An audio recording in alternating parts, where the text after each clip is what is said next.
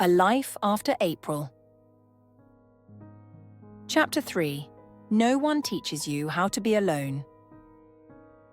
Written by Gabriel Ndayishimiye. I did not leave all at once, women rarely do.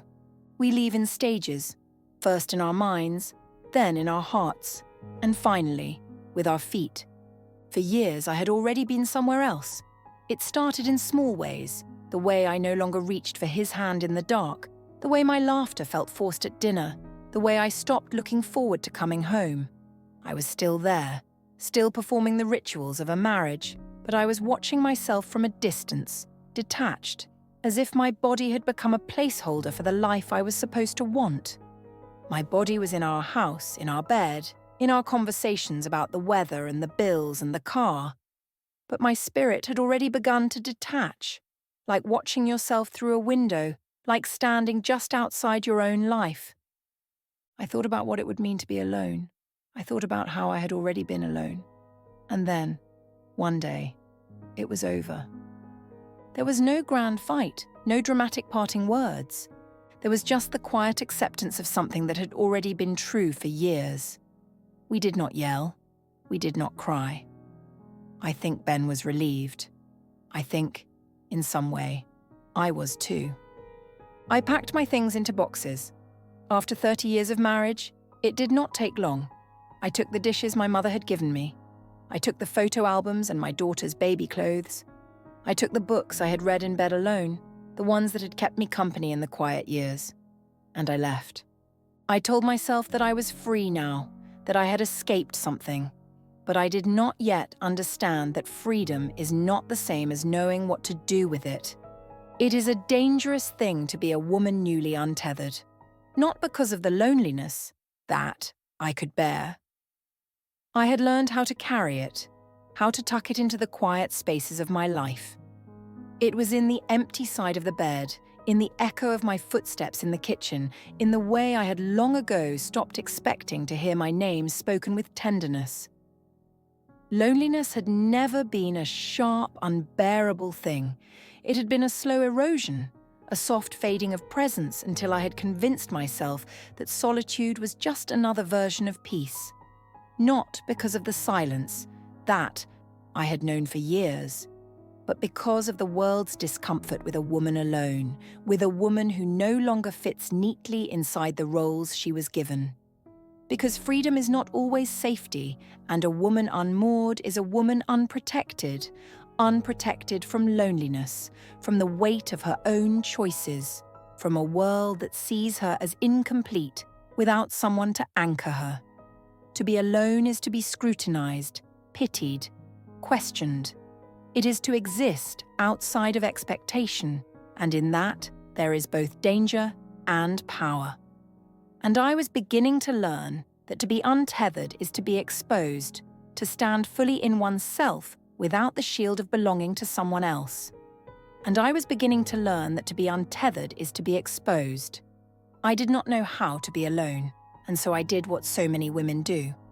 I found someone else. This one too was a man who spoke in certainty. His voice was like gravel, like steel. He did not hesitate when he spoke, did not ask questions. He too, like Ben before him, knew things. What time dinner should be, what I should wear, what I should say. For a time, I mistook his certainty for love. I had been lost for so long that I did not know how to recognize control disguised as care. At first, he was charming. He called when he said he would. He showed up. He told me I was beautiful.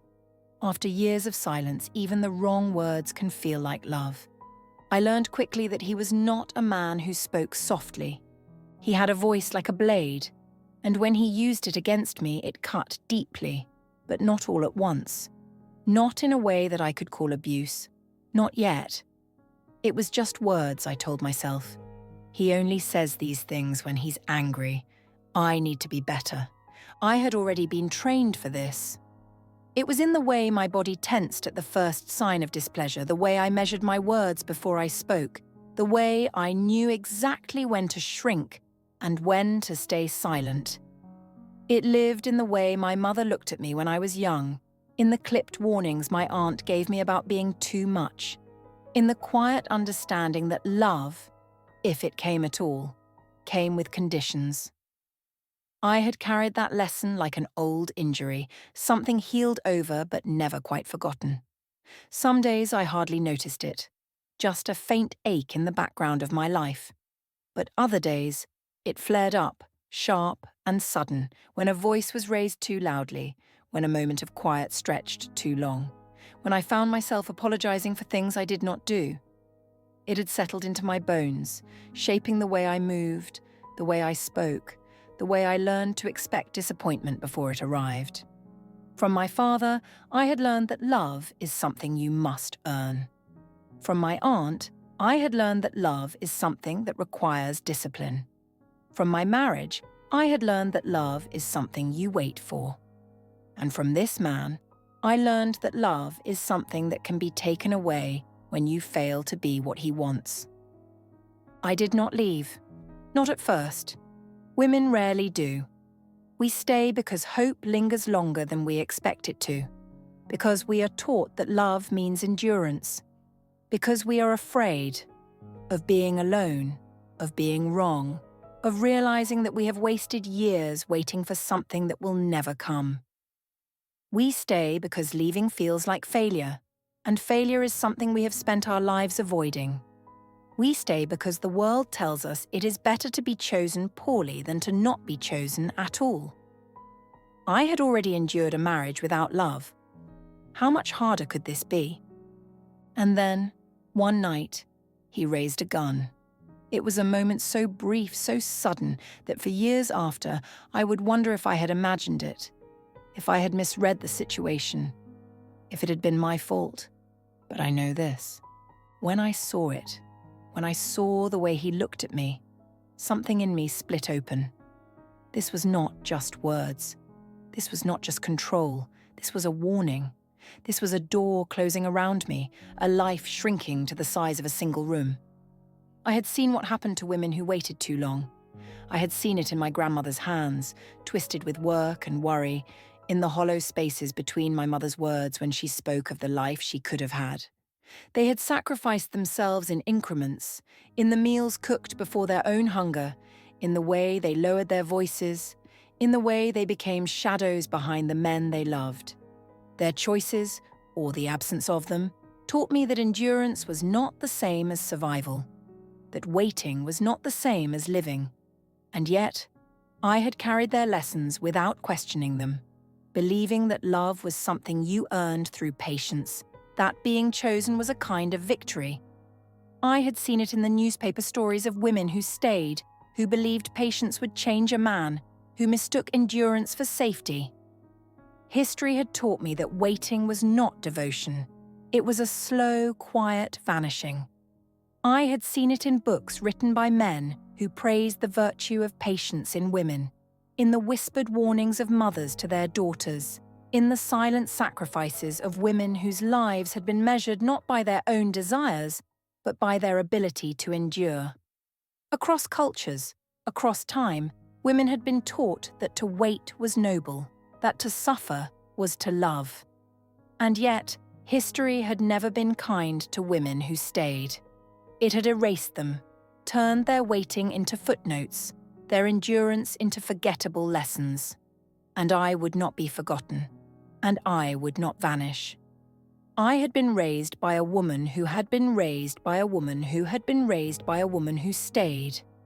But there was also my great aunt, the one who packed a suitcase one morning and never came back. The one they whispered about in the kitchen.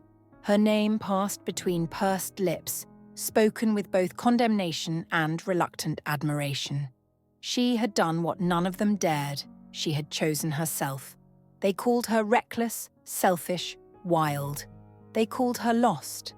But I often wondered if she was the only one who had ever been free. Had she found something better? Or had she spent her life glancing over her shoulder, haunted by the echoes of what she left behind? Had she lived without regret? Or had she simply traded one kind of loneliness for another? I had spent my whole life watching the women who stayed, and I had spent just as much time wondering about the ones who left. And now I was the one standing at the threshold, the weight of all their choices, their waiting, their vanishing, their daring escapes pressed against me. I could stay, I could disappear, or I could do something else entirely. I walked out the door, and I did not go back. Aftermath, there was no relief in leaving, only the sharp edge of silence, the way it filled the rooms I once shared, the way it pressed against me at night. Freedom did not feel like the breaking of chains, it felt like the weight of something I had yet to understand. There was no celebration.